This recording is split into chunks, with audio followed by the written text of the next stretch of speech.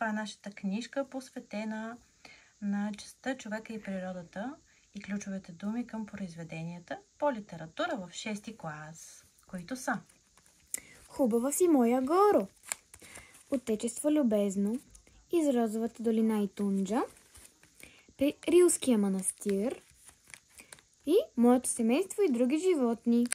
Сега да видим самите ключови думи. За хубава си, моя Горо, те са: Възхита, тъга, обич, близост. Ключовите думи за отечество любезно са преклонение, възхита, обич, възмущение, благодарност и тъга. Ключовите думи за Из розовата долина и Тунджа: преклонение,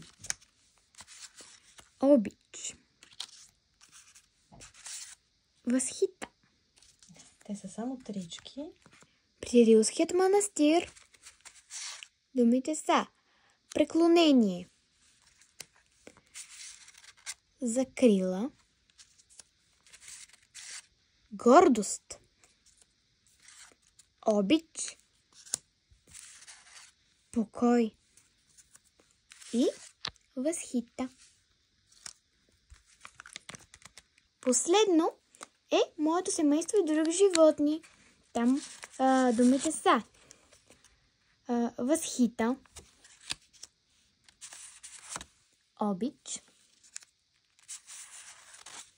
любопитство и високомерие.